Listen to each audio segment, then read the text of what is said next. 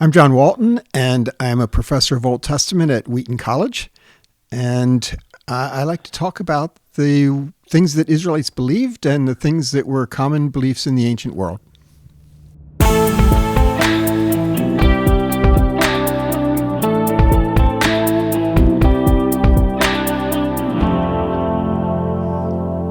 Dr. John Walton. John, good to see you here at the Lanier Theological Library. Welcome. And back again on the podcast, and love it every time. I know it. You're one of our favorite people on the podcast because you've done, I think, more than just about anybody. But thank you for that. Always fun. We want to promote the study of biblical languages. That's what we're doing, right? We'd hate for there to come a day in the church when nobody knows them and nobody is aware of them. But you help keep us aware. That's happened in the past, and we never want to go through that again. We don't want to go there. But today we're going to talk about eternal life, in a way, but maybe not. Exactly. Psalm 49. We'll start with Psalm 49. How about that? Yeah. So one of the questions is, and lots of people don't ask it, did the Israelites have a hope of heaven? Did they think that they would face either judgment or reward in the afterlife? It's easy to assume those things because they're so familiar in our Christian context. Mm-hmm. But, we have to ask, was that something that the Israelites knew about, things that we can find in the book of Psalms? And there are a couple places in the book of Psalms that might lead you to think that they did have that kind of hope. But there are some issues with translation that lead us to ask some questions about that. Well, translators of these texts for us have often been Christians. Exactly. And they walk in there with some of those same presuppositions. Right. And that can maybe cause them to read too much into a text, maybe, or not enough in some cases. Right. So what's going on in Psalm 49? Psalm 49 is talking about a psalmist who is experiencing trouble and difficulties and at the hands of enemies and those who afflict him. And he expresses in verse 15 the idea that he has a hope. He has a hope that God will somehow bring deliverance. And in some translations, it's expressed that he will take me to himself. Well, that sure sounds a whole lot like a hope of heaven. You're talking about after death, that is, yeah, right? Well, God will take me. That's how Christians would read it. Yeah. And so it looks like a hope for after death. The problem is that to himself is not there. It's not in the Hebrew text. So what is in the Hebrew text? The Hebrew text just says, he will take me.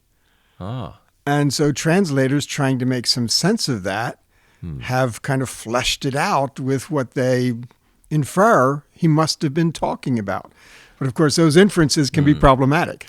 I remember hearing recently when somebody had died, the person said, this person went to be with the Lord. Yeah. That's a very common thing for Christians to say, right? So, which goes into that, God, he will take me to himself. Right. So we have to look at that and ask the question, wait a minute, is it really saying what these translations would lead us to think it's saying? Is that what the Israelites are thinking?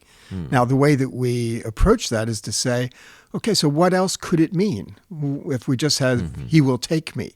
Well, what does that mean? Take me where? Take me in what way? What's it talking about? And to understand that, this is where the exegetical methods come into place that we've talked about so often. We have to look at how that verb is used, particularly in these kinds of psalm contexts where the psalmist is in trouble and he might use this same verb.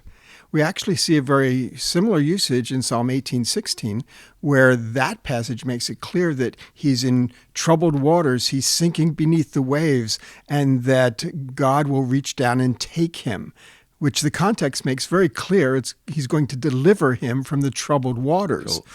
Not by taking him to heaven, but by saving his life. Here and now. Exactly. Yeah. And so when the psalmist expresses this hope that God will take me, it's an expression that God will deliver him from his enemies. Yeah.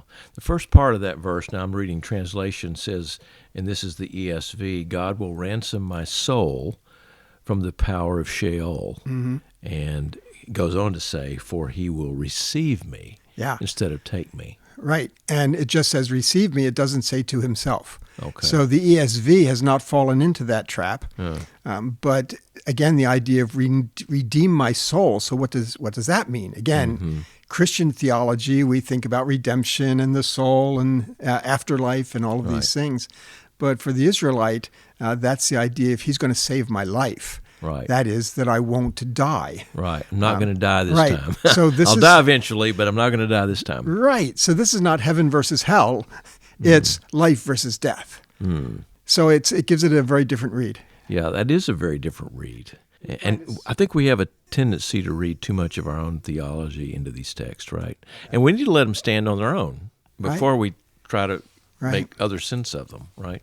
Now, there's another passage that you had in mind. Same kind of thing happens in Psalm 73:24. There, it's same verb, he will take me, and again, some translations say he will take me to glory. This is another thing where we have an English idiom where glory has been used synonymously with heaven. Yes. And so we read, take me to glory, and we think, oh, he's going to take me to glory land, to heaven. Yeah. But of course, Hebrew never uses that word that way. To the word glory, kavod, that way. Right. No. And in fact, there's not a preposition there. So to glory is, again, something that the translators have added. And so instead we have to think, well, what are the other alternatives there? And again, other translations get through this smoothly enough. The word glory there is a word for honor. And so he will deliver me, take me, he will deliver me honorably. A person that's suffering was considered to be out of favor with God, maybe under judgment from God, and therefore have lost honor, shame, honor, culture. And so by being delivered, they would be restored to honor, not necessarily God's honor, because they weren't necessarily out of honor, but rather they would be restored to the honor that people would accord them. So again, we find that a verse in English translations, in certain translations, could be read as if the Israelites were thinking of heaven. Now can be seen to say, no, it's not saying anything of that sort at all. Not saying that. Here's how the translation goes that I'm reading.